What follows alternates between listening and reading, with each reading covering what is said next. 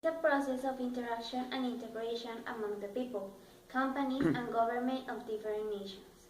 A process driven by international trade and investment, and aided by information technology. This process has effects on the environment, on culture, on political systems, on economic development and prosperity, and on a human physical well-being in societies around the world.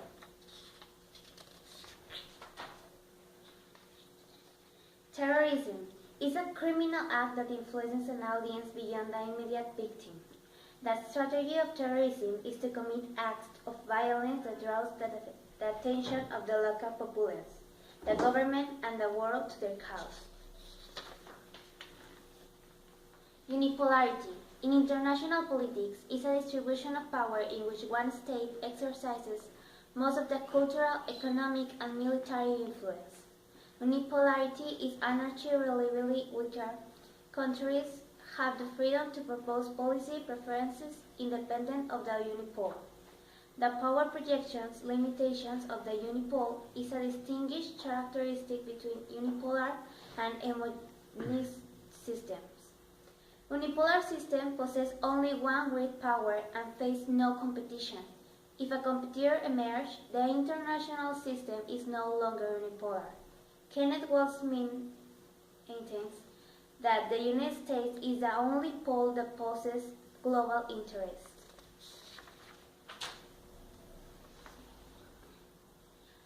Digital era is a period in human history by the shift of traditional industry that the Industrial Revolution. Why did globalization emerge?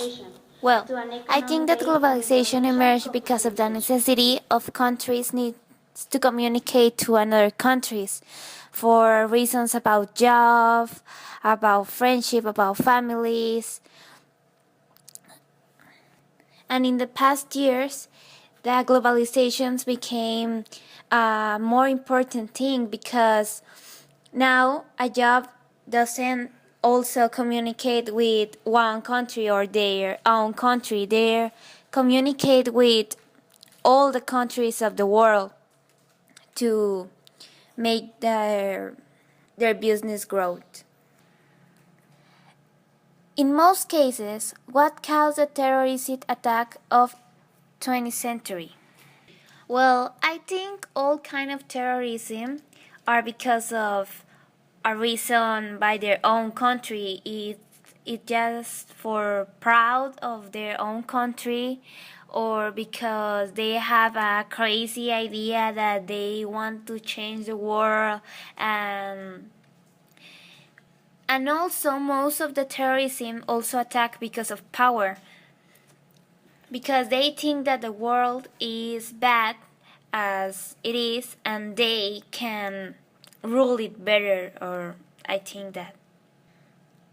How does the end of the Cold War with the unipolar world? Well, I think that the end of the Cold War affect the unipolar world because when the Cold War ends, USA wins with it versus Russia, and they feel like the most powerful country of the world, the entire world, the most powerful in economic resources, the most powerful in weapon resources. I think that makes their ego higher, and that's why the unipolar world concept began. How has the digital era influenced today's society? Well, in nowadays, all kind of people have an iPhone or an iPad or a laptop, and I don't think that any civilian has at least one television or one way to communicate with another. I mean, digital era was a huge impact in the entire world because it only serve because of entertainment purposes. It also serve as communication, and also helps that globalization happens.